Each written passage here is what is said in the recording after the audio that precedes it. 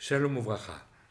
Je souhaite partager avec vous ces deux belles histoires que notre gendre a racontées à la table de Shabbat et qui permettent une réflexion sur ce que nous avons à faire pendant ce mois de Elul tellement important. La première histoire, c'est un funambule, Liliane en hébreu, qui habite au 15e étage d'un immeuble et en face, il y a un immeuble un peu plus bas qui fait 10 étages. Et alors, comme c'est sa passion, il installe un fil du 15e au 10e. Et après s'être préparé, il s'élance devant une foule réunie pour l'occasion, du 15e, en descendant lentement, en veillant à conserver son équilibre, et doucement, doucement, il arrive au 10e étage en face.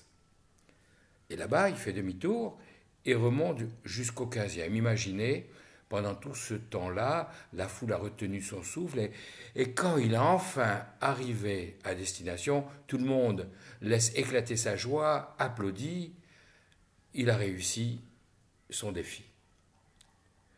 On vient le voir, le féliciter et on l'interroge. On lui demande, qu'est-ce qui a été le plus dur, la descente ou la montée? Il sourit et répond, ce qui a été le plus difficile, c'est le demi-tour. Et ceci nous amène à nous interroger. Qu'est-ce qu'on doit faire pendant ce mois de Elul, puisque c'est le mois de la Teshuvah où on doit retourner vers Akadosh Baruch Hu? Est-ce qu'on doit veiller pas à pas à progresser, à en faire plus? Ou est-ce qu'il y a certaines directions que l'on doit changer complètement, voire faire des demi-tours? La réponse dépend naturellement de chaque individu et du problème concerné, mais sachons une chose, c'est que justement le mois de Elul est là pour appliquer ce verset des Teilim où le roi David nous dit « Sourmera va setov ». Éloigne-toi du mal d'abord et ensuite fais le bien. Change ce qui doit l'être et ensuite va dans la bonne direction. Et effectivement, comme nous le dit le Rambam, la voie royale, c'est Shvil HaZahav, c'est la voie médiane du milieu, ni un excès ni l'autre. Sauf que quand on a eu un défaut qui nous a amené dans le décor d'un certain côté, alors le seul moyen de redresser le tir, c'est pas de revenir vers le milieu, parce que ça suffirait pas, l'inertie nous ramènerait du mauvais côté, il faut tordre la barre à l'autre extrémité. Quelqu'un qui était avare, il doit au contraire devenir plus que généreux pour justement arriver à vaincre cette tendance qu'il avait à être tellement parcimonieux. Et comme ça, pour tous les défauts que l'on veut corriger, si on était extrêmement coléreux, alors on doit au contraire s'efforcer à tout supporter, même les pires choses, pour justement revenir faire cet état médian. Donc nous sommes des funambules pendant tout ce mois de Elul et nous devons à chaque fois, en sachant qu'il y a des moments difficiles où il faut faire demi-tour et d'autres où il faut faire attention pour progresser pas à pas, mais sachons rester en équilibre sur le fil et ne pas tomber. La deuxième histoire concerne un jeune homme qui, pendant son service militaire, a été dans la marine. Et là, parce que c'était sa passion, il a été plongeur de combat. Naturellement, quand les hommes sont sous l'eau, pour communiquer entre eux, on ne peut pas se parler. Le seul moyen, c'est d'envoyer des fréquences différentes qui correspondent à des lettres et donc en les formant des mots et comme ça des messages. C'est ce qu'on appelle Sefat Hatzlilim, le langage des sons. Retourné à la vie civile, il cherche un emploi et tombe un jour sur une annonce extraordinaire. Justement, on cherche un expert en langage des sons pour former une nouvelle génération de plongeurs de combat, avec à la clé un salaire mirobolant. Ceux qui sont intéressés doivent se présenter tel jour à telle heure dans une grande salle qui accueillera les candidats. Alors il s'arrange pour arriver à l'heure parce qu'il est pointilleux, mais malheureusement, à cause des embouteillages, c'est un quart d'heure en retard, tout essoufflé, qu'il ouvre la porte de la salle et là, il voit déjà une centaine de personnes qui sont tranquillement assis en train d'attendre. Il y a une grande table avec une collation qui a été préparée pour ceux qui voudraient se rafraîchir ou manger un encas. Et puis un fond sonore, une musique d'ambiance qui permet de patienter. Tout le monde s'assoit, tout le monde est assis, lui s'assoit, et au bout d'un moment, quelques minutes, il se lève, se dirige vers une porte qui est au fond de la salle, ouvre la porte, alors que tout le monde commence à me dire, mais il est culotté celui-là, il est arrivé après tout le monde, et c'est lui qui va vers la porte comme ça sans que personne l'ait invité, et il ouvre la porte. Et effectivement, il rentre, il referme la porte derrière lui, il y a une table avec quelqu'un qui attendait, semble-t-il, il s'assoit, il commence à parler, et au terme d'un entretien qui finalement n'est pas très long, oui, c'est vous qui êtes retenu pour le poste, voilà, si vous voulez bien signer votre contrat. Et donc, il ressort avec un grand sourire, tout le monde commence à protester, mais qu'est-ce qui se passe? Et l'examinateur lui dit, messieurs, je vous remercie de vous être dérangés, mais ça y est, nous avons sélectionné notre candidat et vous pouvez rentrer chez vous. Mais comment? On ne nous a pas interrogés. Et lui est arrivé le dernier, avec un quart d'heure de retard, et c'est lui qui a eu le culot d'y aller et de se présenter et qui est retenu. C'est pas juste.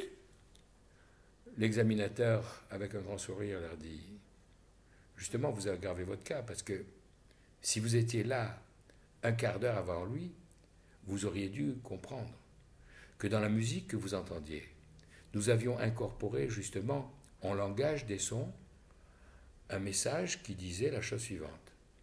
Celui qui comprend ce message n'a qu'à se lever, aller jusqu'à la porte, l'ouvrir, rentrer, s'asseoir et s'entretenir avec l'examinateur qui l'attend.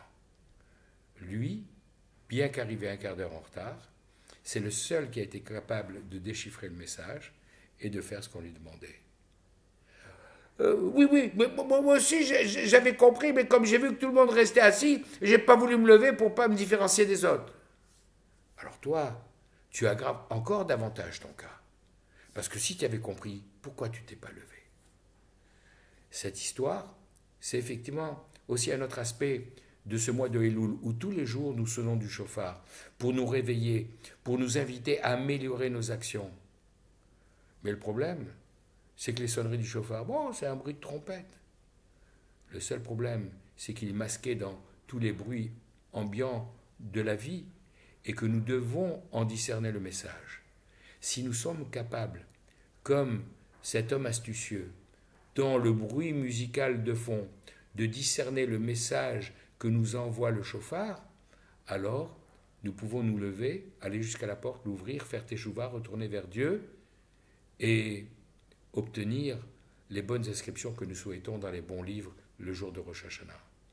Tout le monde peut entendre le chauffard. Certains disent, oui, moi aussi j'ai entendu le chauffard tous les matins, j'étais au slichot, j'ai entendu la sonnerie. Mais comme les autres, il n'a pas bougé.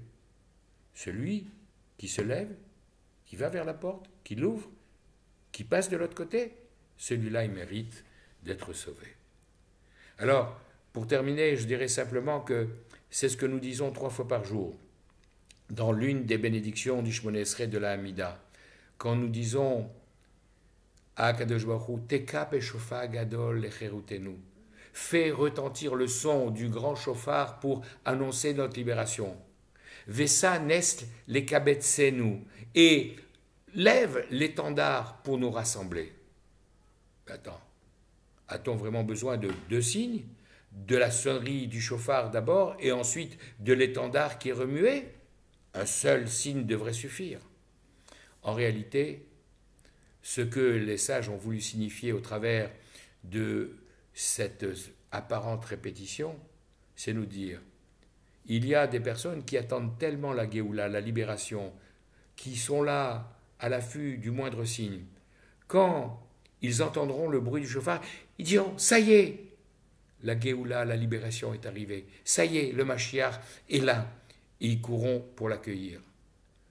D'autres diront, puis-je? Qu'est-ce que ce bruit étrange que j'entends? Il faudra pour cela, dans un deuxième temps, remuer un étendard pour leur dire, allez, il est temps de vous secouer les amis, il est temps de vous mettre en marche, de rejoindre ceux qui ont été capables déjà d'avancer. Et c'est ça le sens de ce chauffard que nous devons essayer de discerner pendant ce mois de Elul, de manière que le jour de Rosh Hashanah, quand il retentira, alors nous pourrons dire Allah Elohim Bitroua, le Dieu de justice, de rigueur, s'est levé au moment où a retenti le son du chauffard, Hachem Bekol Shofar, mais c'est le Dieu de miséricorde qui s'est déplacé d'un trône, celui de la rigueur, vers le trône de la miséricorde pour nous juger favorablement. Face à Kadosh Baruch Hu, que nous puissions mettre à profit ce mois de Elul pour tirer toutes les bonnes leçons et nous présenter dans les meilleures conditions possibles le jour de Rosh Hashanah. Les Shana Tikatevu Vetartemu, que nous soyons tous inscrits et scellés dans les bons livres, nous et nos familles. Amen. Shabbat Shalom, Vechol Tov.